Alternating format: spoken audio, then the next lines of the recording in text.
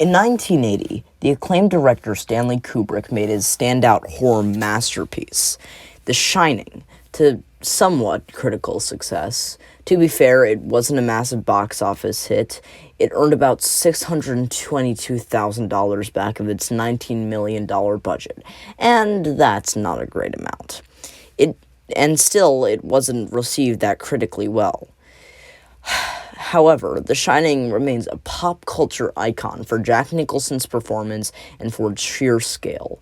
In this video, I want to break down the fears that this movie depicts to prove how The Shining is the greatest horror movie of all time.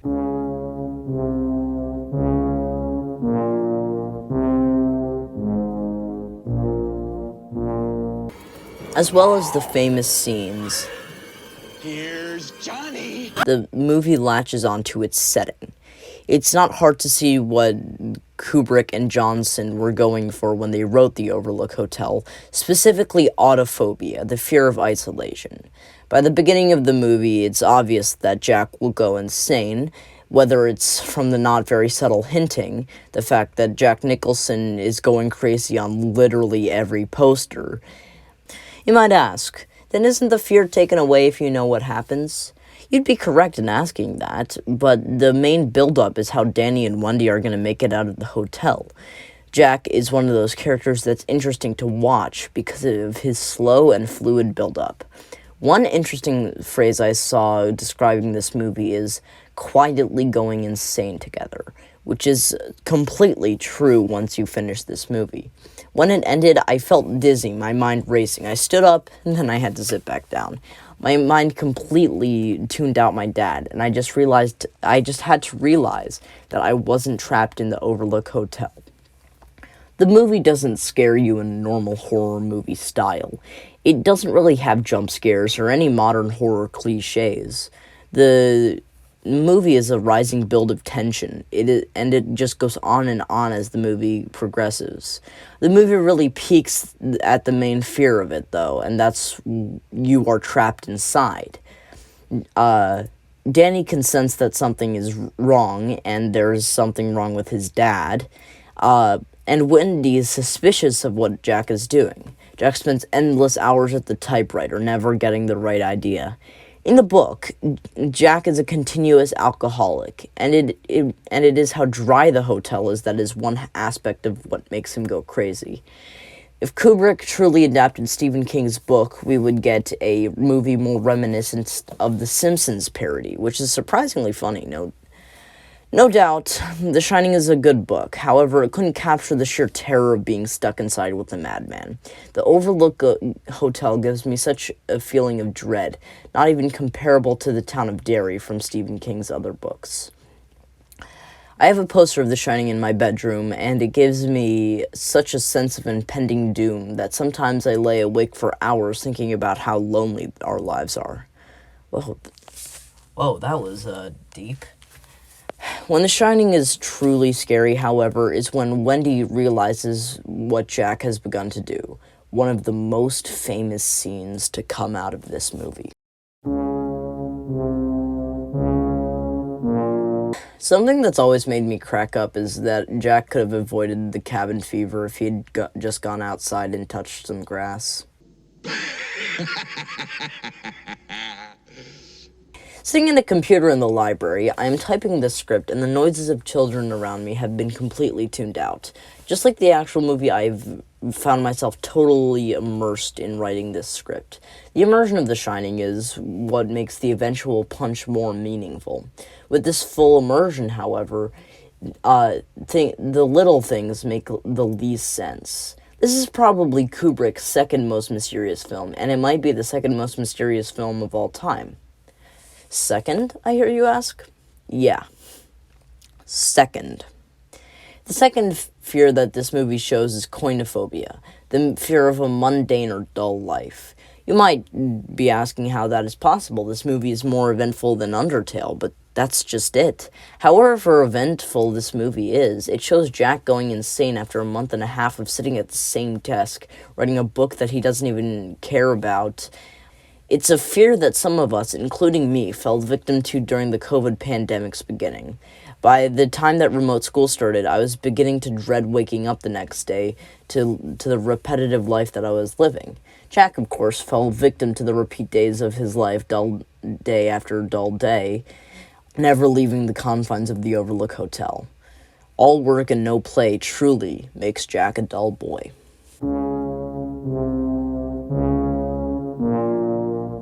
Dipsophobia is the fear of alcoholics, and it applies to the book even more than the movie. However, it is better pulled off in the movie.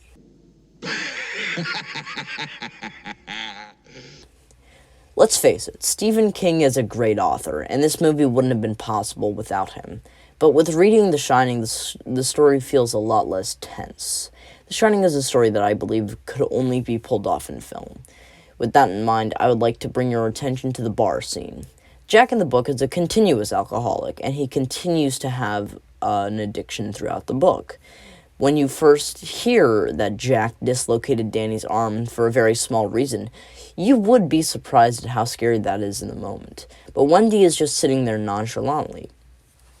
This was explained as Jack being an alcoholic a long time ago. He was more reactionary. When Jack has his drink with Lloyd at the bar, the scene is a rising build of tension as he enters the bar, because we know what Jack is capable of when he is drunk. Jack gets more and more despicable and insane as the movie progresses, but the first time that you notice a significant change is after he has the first drink. This proves the audience's theory that history is repeating itself, and it makes scenes makes scenes between Jack and Danny more tense. In the book, the fear is tackled a lot differently. Jack is an alcoholic already, and the hotel is dry as a desert when it comes to anything getting Jack drunk. In the episode of The Simpsons that mirrors The Shining, Homer goes insane and is more in line with Jack from the book. Homer goes crazy because of the lack of liquor and TV. While Jack goes insane closer in line with the movie, there's no doubt in my mind that the relapse of not drinking is one thing that leads him on a downward spiral. The final and most prominent fears discussed in this video is dementia phobia. This is the fear of madness. In the all work and no play scene, Jack walks around taunting Wendy, yelling at her, talking about his responsibility. That when they walk up to the stairs, however, Jack lets his mask slip. Stay away from me! Please! Don't hurt me! I'm not gonna hurt you. Stay away from me! Wendy, Stay away! darling, light of my life. I'm not gonna hurt you. You didn't let me finish my sentence. I said, I'm not gonna hurt you. I'm just gonna bash your brains in. I'm gonna bash them right the fuck in. Stay away from me! Jack is obviously so far off the deep end. The Overlook Hotel is a sign of fear itself. The fact that Jack is even near you is one of the most terrifying feelings of all time, and there is no wonder this movie is so scary. Similar to Tarantino, when you try to replicate something like The Shining, you won't get similar results. The Shining deals with insanity in such an interesting way. You want to dive into Jack's story, despite every bad thing that he's done. Jack's story, despite every bad thing that he's done, is that of a tragedy. For Jack never went insane, never died on his own terms. Jack got the bad ending. Maybe now, after the endless takes that Stanley Kubrick did, maybe it's a wonder that Jack Nicholson didn't go insane himself. Shelley Duvall was also mentally tortured by Kubrick in a way, yet the final product was amazing. Duvall doesn't resent what Kubrick did. She praises it, but it's astonishing that Duvall kept sane on set.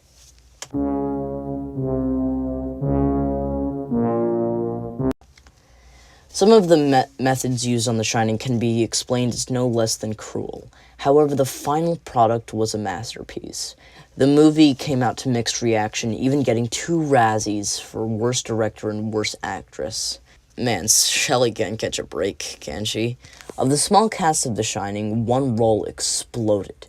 Jack Nicholson became a household name. However, The Shining is probably his most famous, along with Batman.